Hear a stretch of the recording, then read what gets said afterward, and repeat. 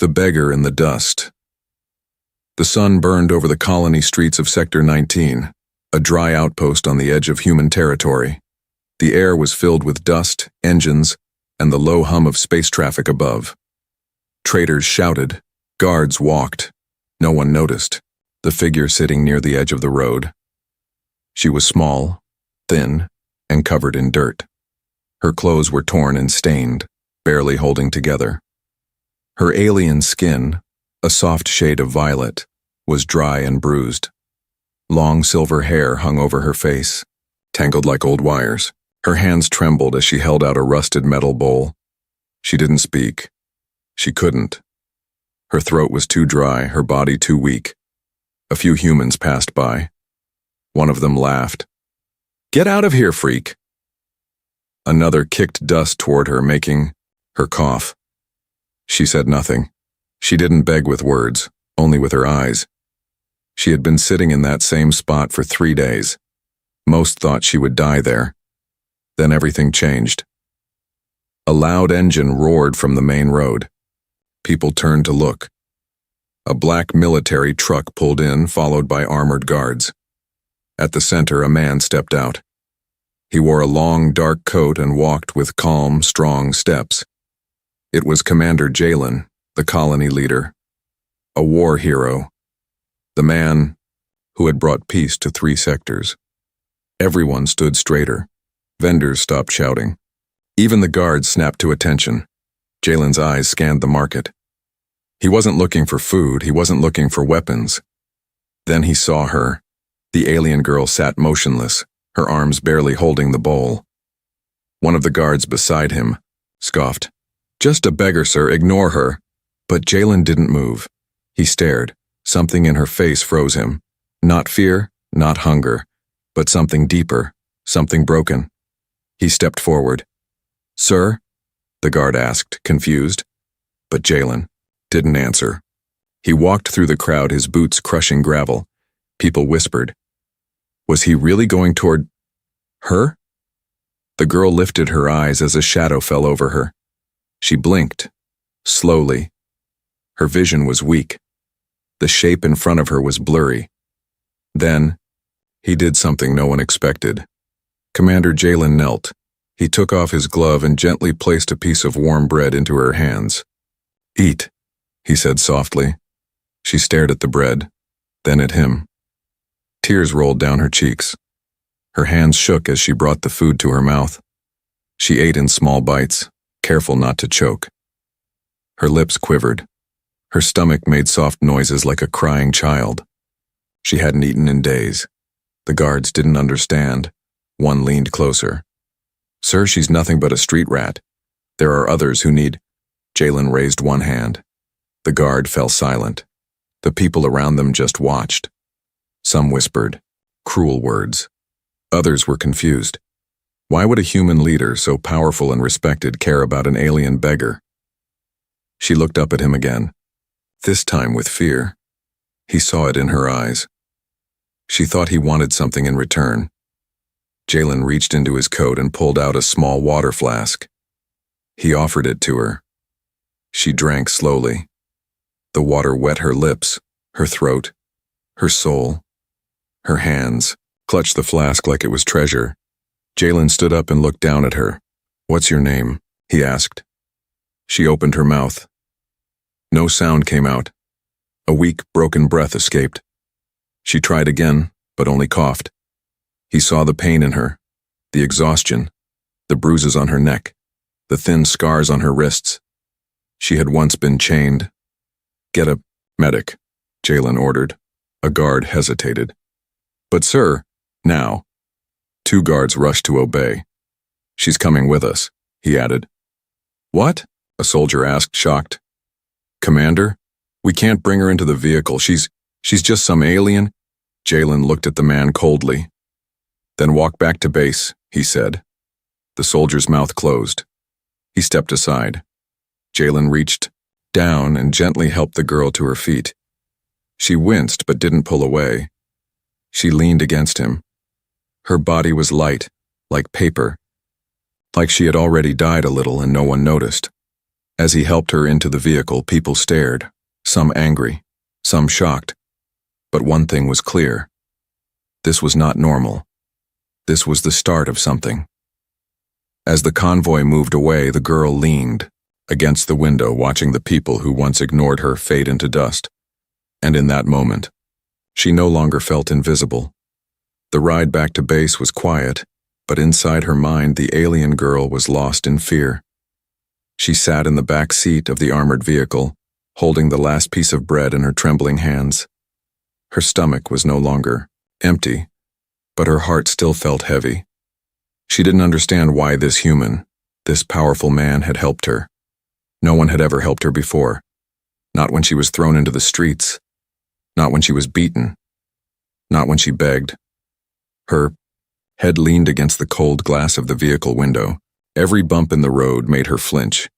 Every sound made her nervous. She had spent too long running from those who wanted to hurt her.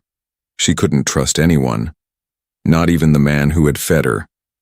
Commander Jalen glanced at her from across the seat. He saw how she avoided his eyes, how her fingers still gripped the bread like she feared someone would steal it. She was still scared. That was normal. But he saw something else too, a strength hiding beneath the dirt, the fear, the silence.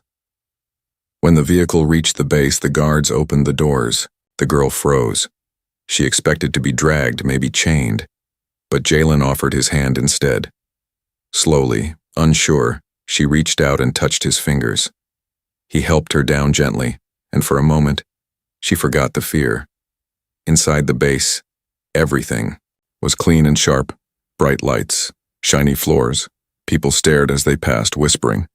No one could understand why their respected leader had brought in a dirty alien girl from the streets.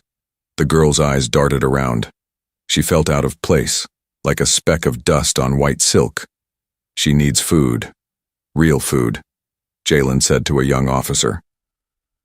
They led her to a private room, quiet, warm, safe. A tray of soup and soft bread was placed before her. At first she didn't move. Was it a trick? Was someone going to laugh when she reached for it? Eat, Jalen said again, his voice calm but firm. She obeyed. This time she ate more slowly, with less panic. Every bite made her eyes water, but not from pain, from memory. She remembered the time when her mother would feed her like this, before everything went wrong, before her planet was attacked, before she lost everything. When she finished, Jalen didn't leave. He sat across from her, watching. "Do you have a name?" he asked. Her lips moved. Nothing came out. "Can you write?" She shook her head. He sighed quietly. "You don't have to speak today. Just rest." She blinked at him, confused. Why was he still here? Why did he care? She pointed to herself, then to him, slowly, as if asking, "What do you want from me?" He understood the gesture. "Nothing," he said. "I don't want anything. You're safe now." That word, safe. She hadn't heard it in so long it almost didn't make sense. A doctor entered the room. He bowed slightly to Jalen, then turned to the girl. She panicked. Her body tensed.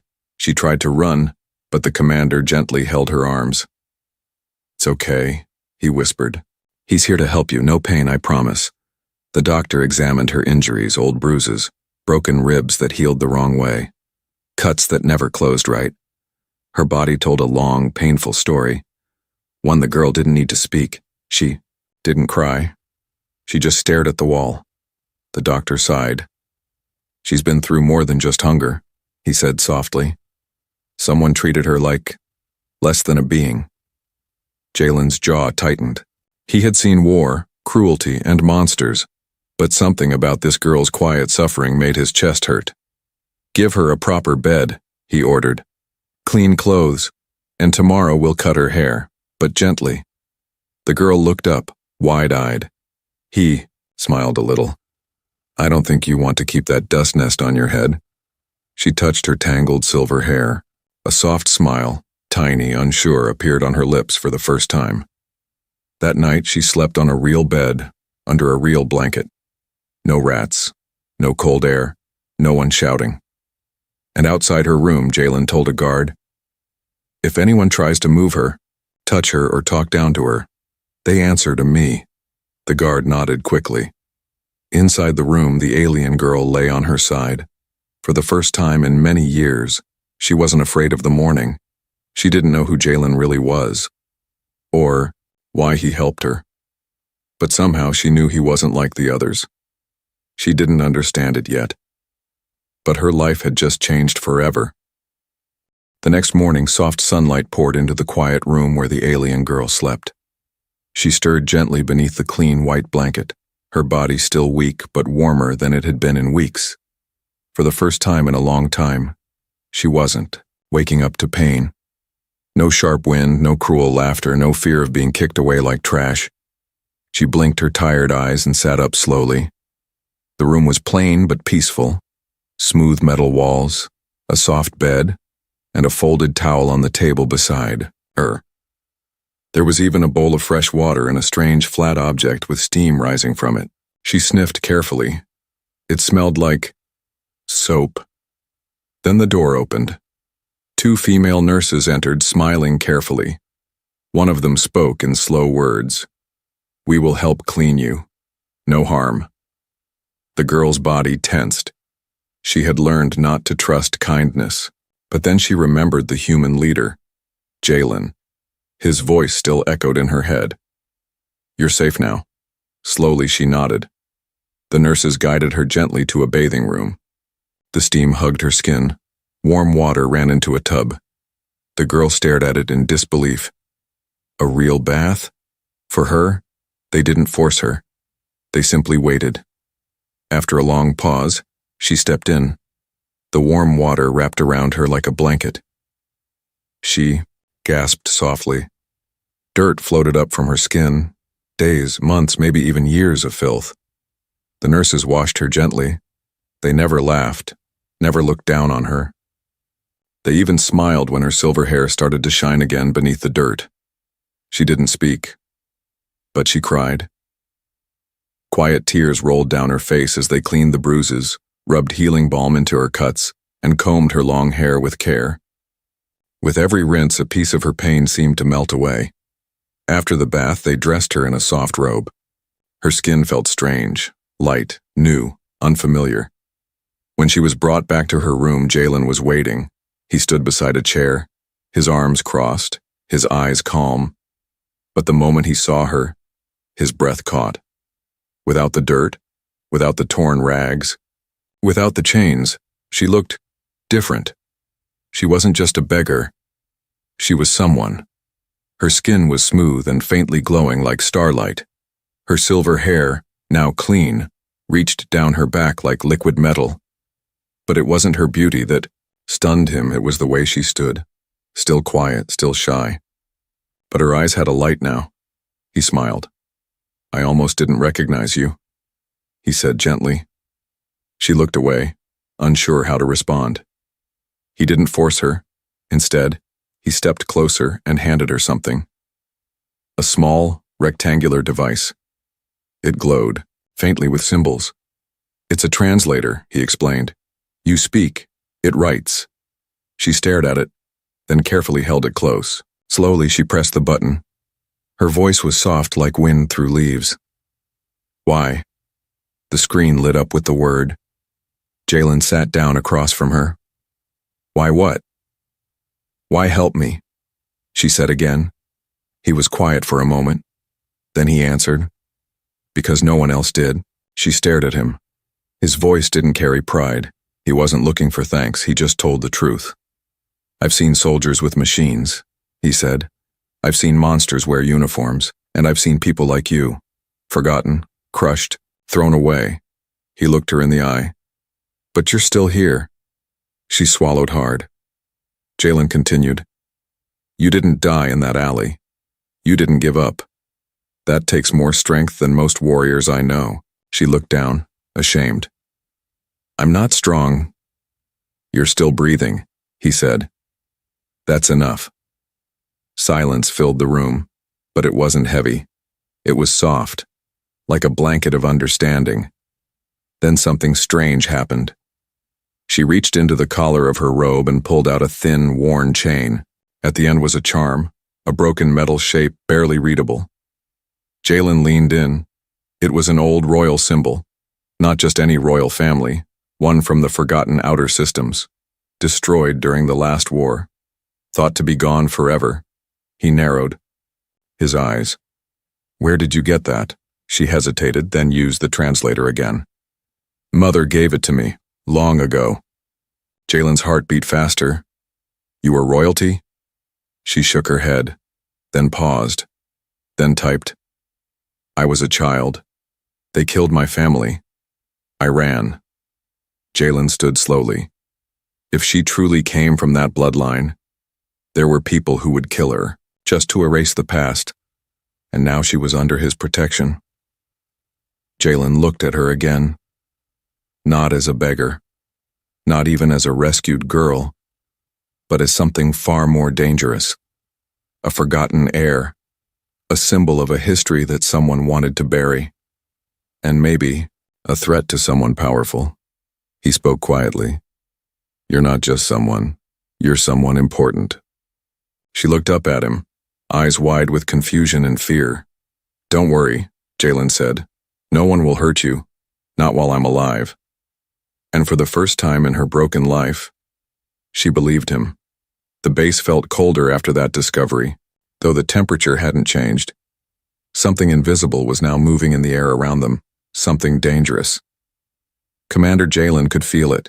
He had been a soldier long enough to recognize the moment peace turned into a quiet battlefield. The alien girl, still too weak to walk far, still afraid to speak much, sat in a sunlit corner of his private office, staring at the broken metal, charm in her hand. That little piece of metal had shaken everything. She didn't fully understand why Jalen's face had grown tense the moment he saw it, but she knew it meant something. Something big. Outside, Jalen had already put together a small team to research the symbol. They confirmed his fear. The mark belonged to House Orvana, an alien noble line wiped out during the Third Border War. Every member of the family was said to be dead. But somehow one child had survived, and now that child was under his roof. That made her a target. He had her moved to a secure room inside the base, clean but hidden. No cameras, no records. Not even the guards knew her name. Only Jalen and one trusted officer were allowed to enter, but not everyone was blind. There were whispers. People noticed how often the commander disappeared lately. They noticed he returned looking thoughtful, sometimes angry. A few guessed that he was hiding something or someone, and one man in particular didn't like it. Lieutenant Rorik, a proud and cold officer, had always dreamed of climbing ranks faster. Jalen's sudden interest in a strange alien girl irritated him. He didn't trust aliens, especially not mysterious ones who seemed to come out of nowhere. He wanted answers, and he didn't care how he got them. One night while Jalen was away, from base for a meeting, Rorik slipped past the guards using a security override code. He made his way toward the hidden room, holding a scanner device. He moved quietly, eyes sharp, breath slow. Inside the room, the girl sat on the floor, tracing the edges of her charm with her fingers. She had no idea someone was watching through the crack in the door. Rorik narrowed his eyes. He whispered, "Let's see what you're hiding." But before he could step in, a heavy hand landed on his shoulder. "Don't," said a deep voice. Rorik turned sharply. Jalen. He had returned earlier than expected, their eyes locked. Rorik didn't look scared. "She's a threat," he said boldly. "She wears a crest of a dead house, a house that started a war." Jalen's jaw tightened. "She's a survivor of that war. You don't know what she really is." "I know enough," Jalen said, "and I know you're never going near her again." "She's not one of us," Rorik shouted. "No, she's better," Jalen replied, voice cold. "She didn't betray her people. She didn't leave them to die. She didn't fight for greed." Jalen's hand moved to his sidearm just enough to make his message clear. Rorik took a step back, lips tight with anger. "You'll regret this, Commander." "No," Jalen said. You will. Rorik left, but he didn't forget. Inside the room, the girl had heard everything. She didn't know the names, but the voices carried meaning. She hugged her knees, heart pounding. Was she causing trouble again? Was she putting the kind human in danger? Later, Jalen stepped inside, his face still stern. But when he saw her eyes wide, afraid, his expression softened. You heard? He asked. She nodded slowly. He won't touch you, he promised. She typed on the translator. I bring danger. I should go. No, he said quickly. You didn't bring danger, they brought it to you. She looked down. Her voice was barely a whisper. I don't want anyone to die for me. Jalen knelt beside her. You've survived alone long. Enough. Let someone stand beside you now. She looked at him with teary eyes, her voice trembled. Why do you care? He didn't answer at first. Then he said, because once I lost someone. I didn't help when I should have. I was too late. He looked her in the eye. I won't be too late again. The girl's chest tightened. His words were simple, but they hit something deep inside her. She felt like she didn't deserve it. This care, this protection, this kindness. But she wanted to believe him, even if it was only for one more day. That night she couldn't sleep. She looked out the window, where stars blinked softly in the sky. Once, she had belonged to a royal house among those stars. Now she was just a shadow of it. But maybe she didn't have to be just a shadow anymore. Maybe with him, she could become something more. The next day, the wind outside the base changed, quiet, but heavy with tension. Inside the steel walls of the human colony, soldiers moved like normal, but Jalen felt it in the air. Whispers, shifts in behavior, eyes that lingered too long. Someone was planning something. And he knew exactly who. He doubled the security around her room, replaced the guards with his most loyal men, and gave a single order. No one enters unless I'm there. The alien girl, unaware of the danger growing around her, was starting to change. Her body was still thin, her face still pale, but her eyes had begun to shine again. The bruises on her skin were fading, and she had started to walk the halls slowly with Jalen beside her. She didn't speak often, but when she smiled, even the cold metal walls felt warmer. One afternoon, she followed Jalen to the training room. It was quiet, empty. He tossed her a small practice staff. She caught it awkwardly. Ever used one? He asked. She shook her head. Well, he said, let's see what you remember. At first, her movements were unsure, clumsy. But as her muscles warmed, something returned, something deep in her bones. Her steps became fluid, her strikes sharper, her hands steadier. She wasn't just a beggar. She had been trained, and Jalen knew it wasn't by accident. Someone had once prepared her for more than survival, for leadership, maybe even for war. Later that night, as they sat across from each other over a small meal, she finally spoke again through the translator. Why do you look sad when you smile at me? Jalen paused. He didn't expect the question. Because I see what they tried to take from you, he replied. And I hate them for it. Her fingers gripped the edge of the table. They almost won, she whispered. But they didn't, he said. She looked at him. Because of you. No, he replied gently. Because you refused to break. They sat in silence after that. No more words were needed. But outside the room, Lieutenant Rorik moved through the shadows of the base. He had already contacted outsiders, mercenaries who didn't ask questions, paid men who would do what official soldiers couldn't. He told them about the girl, about her symbol, her bloodline. He said she was dangerous, a threat to human control, a secret too risky to keep, but his real reason was simpler. Jealousy. Rage. He couldn't accept that a nameless alien girl now held the attention, the time, and maybe even the heart of the strongest man in the colony. That night, under darkness, The mercenaries entered the base disguised as supply workers. Jalen was called away for a brief meeting, just long enough. The girl was alone in her room, brushing her silver hair, when the power flickered. Then the door creaked. She turned slowly. Two large figures stood at the entrance, faces covered. No badges. No names. Fear returned like a blade to her throat. "Come quietly," one of them said, "or this gets ugly." Her body froze. Her fingers gripped the brush tightly. "Move," the second man growled. But before she could take a step, a voice thundered behind them. "Don't. Move." Jalen. He stood in the doorway, eyes burning with fury, his weapon drawn. "You're not supposed to be here," he said coldly. One of the mercenaries smiled. "Neither is she." A shot was fired. Chaos erupted. Jalen tackled the nearest man. The girl dropped to the floor as plasma bolts lit the room. The walls cracked, smoke filled the air. The battle was loud, fast, brutal.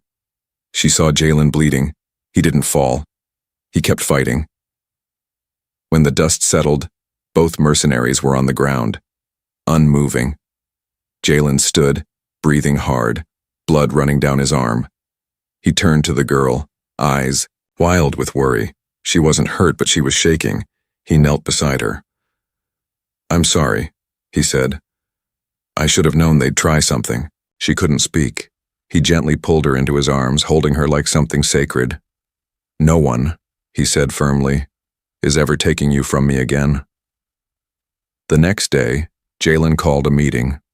He stood in front of the entire base staff. His left arm was wrapped in bandages. His voice was steady. "There was a betrayal from within," he announced, "and I know who it was." Lieutenant Rorik stood at the back, jaw tight. "I took in someone who was abandoned. Someone who had no one left," Jalen continued. "If that makes me a fool, then so be it. But if any of you think you can harm her again, then you'll have to face me first." He turned, walking away. Everyone stood in silence. The girl, watching from a hidden screen, felt something strange in her chest. Hope. He hadn't just saved her body. He had defended her place in this world, and she knew now. He didn't just see her as someone to protect. He saw her as someone who mattered. After the attack, the alien girl barely left her room. She wasn't locked in. Jalen had made sure of that. But her fear had returned like a silent ghost. She paced the floor, watching shadows on the wall. Even the sound of footsteps outside made her tense. She had tasted safety, and now the idea of losing it hurt more than hunger ever did. Jalen didn't push her. He visited every day, sometimes with food, sometimes just to sit in silence beside her. He told her she didn't have to talk. He told her she didn't have to be brave. He just wanted her to heal. But things outside her room were changing faster than either of them expected. Rumors had begun spreading across the base, and then across the colony. Word of the attempted attack had leaked. Some whispered that Jalen had taken in a royal-blooded alien woman. Others said she was a spy. Some even believed she had powers that hadn't awakened yet. People feared what they didn't understand. A council meeting was called. Jalen stood before a room filled with cold stares and careful words. "She can't stay hidden forever," one official said. "Her presence is making people nervous." "She's not the enemy," Jalen replied calmly. "Then prove it," another challenged. "Show the people she's no threat." Jalen said nothing at first. He stood still, hands behind his back. Then he spoke just one sentence. "I'll marry her." The room exploded in noise. People stood, shouted, argued. One councilwoman dropped her tablet in shock. "You want to marry her?" someone barked. "She saved my life," Jalen said firmly. "She carries blood from a noble house that once led her people with honor, and she is stronger than anyone in this room. She's not even human. She's more human than most humans I've met." The debate went on, but Jalen didn't budge. His decision wasn't political. It wasn't for strategy. It came from something deeper, something quiet that had been growing inside him since the moment she looked at him with tearful eyes in that dusty street. When he returned to his quarters that night, she was sitting in the corner, legs pulled to her chest. He sat beside her on the floor. "They're afraid of you," he said softly. She didn't respond. He added, "They think you're powerful, dangerous." She gave a sad smile. "I'm just a broken girl." "No," he said. "You were broken. Now you're becoming whole again." She looked at him, tired but curious. "What will you do?" He didn't hesitate. "I told them I'd marry you." Her eyes widened. For a moment she stopped breathing. "You... what?" "It's the only way to protect you fully," he said. "If you become my wife, no one can touch you, not here, not legally, not politically." Her hands trembled. She stood up and backed away, unsure. "You don't have to do this. No. You're respected, powerful. I'm no one." He stood too, his voice low and steady. "You are someone. And I didn't do this for politics. I did it because when I thought I might lose you during that attack, it felt like the world was falling apart." She stared at him, speechless. "I don't need your answer now," he added. "I just want you to know. If you say yes, it's not because I'm saving you. It's because I want us to walk forward together." That night, she sat alone under the stars, thinking. No one had ever asked for her hand. No one had ever seen her as anything more than a slave, a burden, a ghost. And now here was a man, human no less, offering not just protection but something close to love. She closed her eyes. She remembered her mother's lullabies. She remembered the feel of chains on her skin. And then she remembered Jalen's eyes, the way he looked at her without pity. The next morning she entered his office while he was reading reports. She stood quietly, holding something in her hands. When he looked up, she walked forward, her fingers opening. Inside her palms was the old, broken charm of her family. She held it out to him. He took it gently. "I don't have a ring," she said softly, "but I can give you this, if you still want me." He stared at her, heart pounding. "I don't want anything else," he whispered. Outside, the base came alive with news. The human leader and the alien girl, once a beggar, now a symbol of survival, were going to marry. Some cheered. Some protested. But no one could ignore it. And in her quiet room, as she looked at herself in the mirror wearing a soft dress Jalen had chosen for her, she saw someone new. Not a beggar. Not a slave. Not a forgotten child. But a bride. The wedding was simple, but the eyes of the entire colony were on it. Soldiers lined the base walls. Drones hovered in the sky, recording every moment. News broadcasts buzzed with excitement and tension. Some humans cheered. Others watched with suspicion. Aliens, too, gathered at the edge of the crowds, curious, silent, hopeful. Inside the ceremonial hall, she stood at the center, wearing a long, soft gown the color of the early morning sky. Her silver hair, now brushed and braided, flowed down her back. Her violet skin shimmered under the lights, no longer dull from dirt and fear. She stood straight, calm, strong. Jalen walked toward her slowly, dressed in a black coat with silver lining, the same colors used by Earth's top peace commanders. But his face wasn't filled with pride or command. It was softer now, gentler, like a man seeing home after years of war. When he reached her, he held out his hand. She didn't hesitate. She placed her fingers in his, her touch warm and steady. The crowd fell silent. A senior officer began the vows. His voice echoed through the hall, formal and firm. "Do you, Commander Jalen, take this woman, not as a symbol, not for protection, but as your equal and chosen partner?" "I do," he said without blinking. The officer turned to her. "And do you, child of a fallen house, survivor of hardship, accept this union not in fear, but in strength, choosing this man freely?" She opened her mouth. Her voice, soft but clear, rang out. "I do." The moment her words were spoken, the room filled with a strange energy. Some clapped, some didn't move, but no one could deny what had just happened. A once powerless alien beggar had become the wife of a respected human leader. After the ceremony, they stepped outside together. The wind brushed gently against her cheeks. The sun above the colony burned brighter than usual. She stood beside him, looking out at the world. For a moment, everything felt still. Then a noise came from the crowd, a sharp, angry voice. "Traitor." Everyone turned. A young human, face twisted with rage, threw something toward the couple. A metal object flew through the air.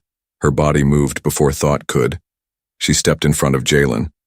The object struck her shoulder and fell to the ground. A flare grenade, disabled, but dangerous if armed. The guards tackled the man, dragging him away.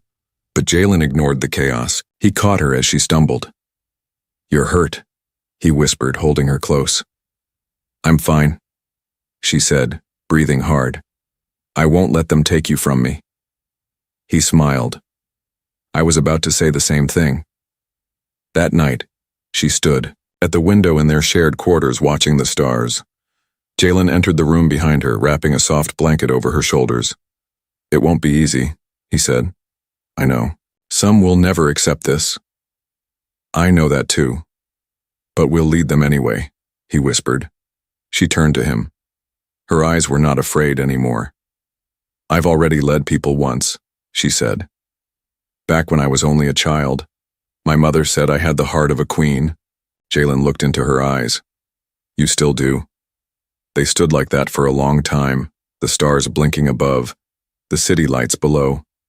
The past could never be erased.